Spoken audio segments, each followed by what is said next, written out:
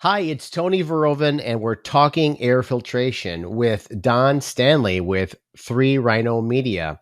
Don Stanley is the co-founder of this company, and he's going to be speaking at NAFA's annual conference, which is taking place in Coeur d'Alene, Idaho. So we're going west this year. I've never been there. I'm excited to go there.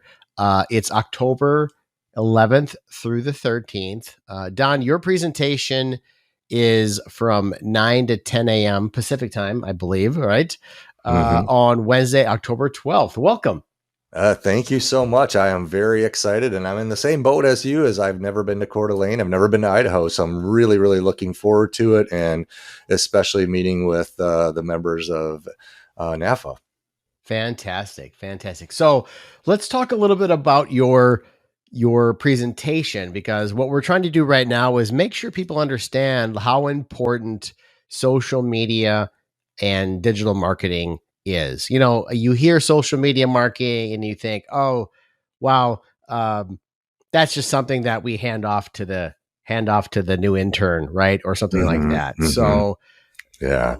The title of your talk is How to Stand Above Your Competition and Become the Voice of Trust in a Noisy, Busy World. So, many companies turn their marketing over to a recent college grad, right? Because, hey, kids know this stuff these days. I don't know anything. I've been running my company for 30 years.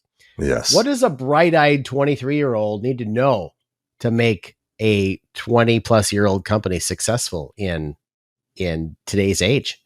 Well, it's a fantastic question, because a lot of the companies that I've consulted in my 25 years of doing this type of work is that just because young people grow up with these technologies doesn't mean that they understand the business value of these technologies. And so a lot of times what will happen with companies that I work with is they'll be like, oh, we're just going to hire an intern out of school. And I'm like, well, that's great, but here's the challenge that you face. A business intern is going to be somebody who, or a student out of college who's going to work for your business as an intern, probably 20, 21, 22, maybe up to 25 years old. And so we call those folks digital natives, right? Because they grew up with this stuff and we didn't. And so they know how to use TikTok and they know how to use Instagram and they're on the web a lot, etc. But the challenge is, they don't know how to look at the world through the lens of a business and sales person. And so the example that I'll often give is that I know how to drive a car. I've been driving a car for quite a few years. But if something went wrong with my transmission on my car, you would not want me fixing it because I don't know anything about the functionings of how a transmission works. Similarly, you get a lot of these kids who know how to use TikTok or know how to use various tools. That doesn't mean they know how to use them from a business standpoint. And I teach a digital marketing class at the University of Wisconsin. We have I have several hundred students every year from all different walks of life, literally almost every major on campus. And it's shocking how little they know about what to do from a business standpoint. So what we have to be thinking about, as we're thinking about these things, is how does digital marketing relate to our lead acquisition and ultimately our sales? That's what it comes down to. We're not on social. We're not having a website. We're not doing an email newsletter to do it because some guy came into a conference and said, hey, do it. My bias is, how does this help us increase trust with potential or current customers, and how does that help enable lead generation, increase the quality of our leads, and then ultimately help us smooth down and to streamline that sales cycle? And young kids aren't thinking about that.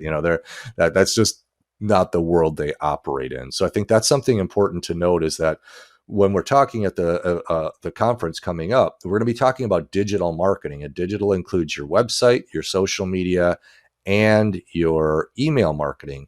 And we know from beyond a shadow of a doubt, all of the data says that the vast majority of people in the business to business, as well as in the business to consumer perspective, spend the majority of their time self-educating before they reach out to a company. Meaning they're going to go online and learn as much as they can about products, services, companies, and solutions without ever talking to a salesperson.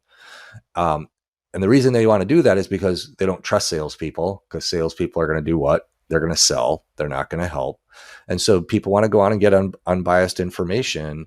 And we'll talk a lot about this and how do you actually do that. I'll share some incredible case studies as well that demonstrates in really unique fields, how do you do this?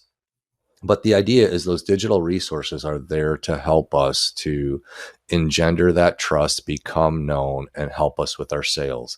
And circling back to those early 20-something, they're not thinking that way, right? And also a lot of business owners that when I'm speaking at these events don't think that way. They think the website and social media are just extra junk that they don't want to deal with. When in reality, all of this research from Forrester Research, from Google and other places highlights the majority of a sales decision is made by people going online and self-educating. And guess what? If we don't have a presence online, we don't have good content online.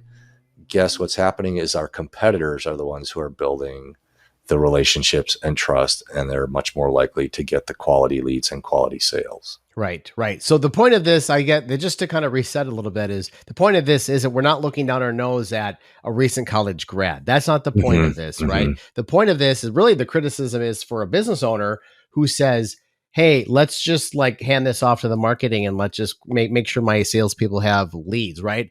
The criticism is for the business owner, the people that might be coming to this event, are like, you should not just be hands off on this, right? Totally. You really need to be involved, and you need to really believe in the, as a person who comes from the marketing world and myself, is I totally understand the, attracting the attention of the right customers, and that whole like funnel that happens before they pick up the phone or fill out that form, right?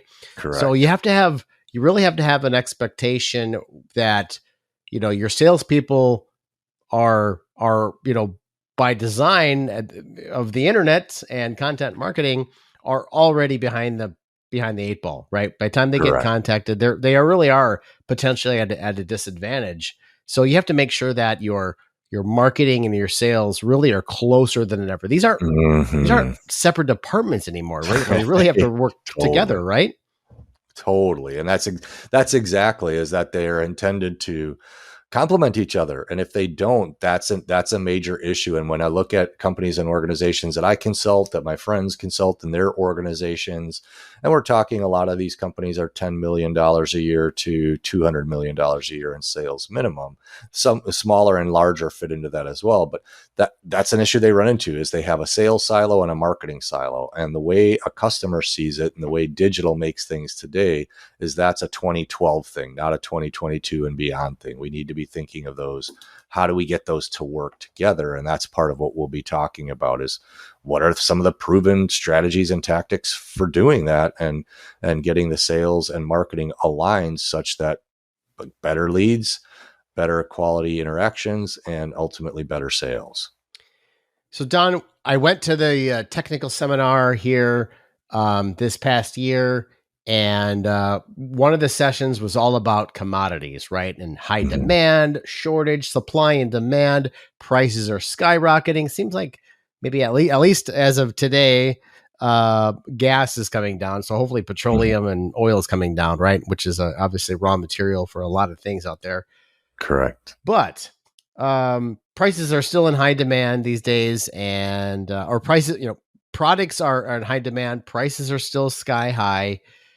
So air filtration companies and everybody who makes components for air filtration equipment and manufacturers, kind of all up and down the supply chain, are feeling this.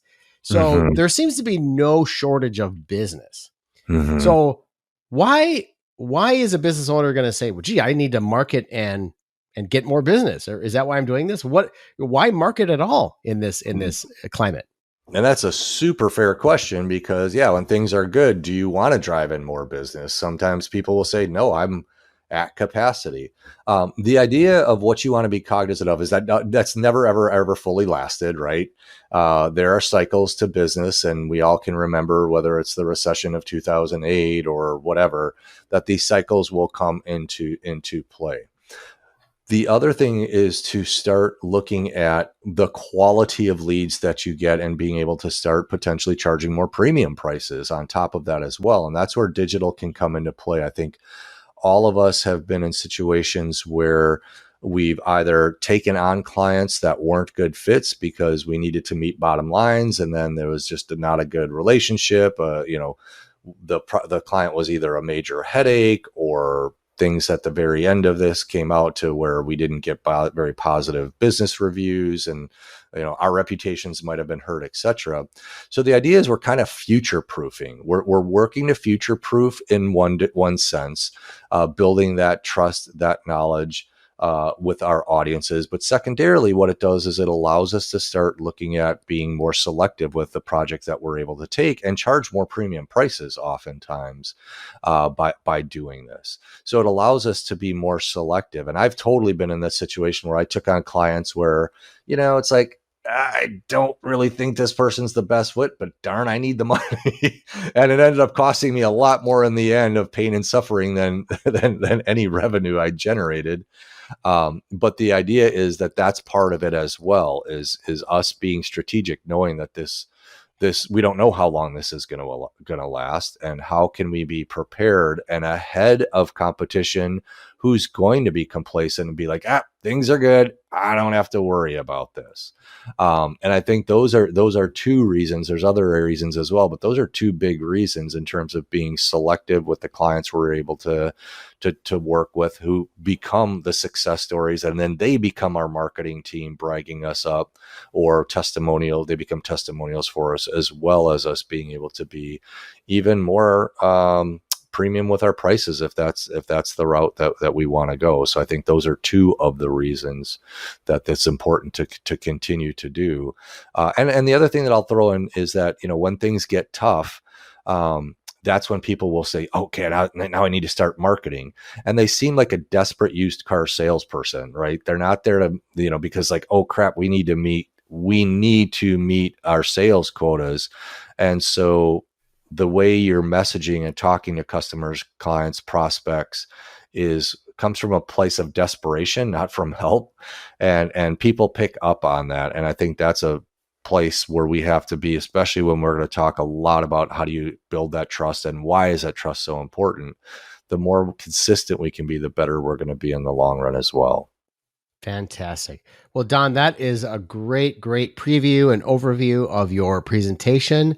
I look forward to meeting you in person at the annual conference of the National Air Filtration Association in Coeur d'Alene, Idaho, October 11th through the 13th. Come see Don, and come see a slate of great speakers here at our annual conference. Thanks so much, Don. I appreciate you spending a little time with us. Thank you. And I look forward to meeting you all in person in October. All right. Take care. Take care.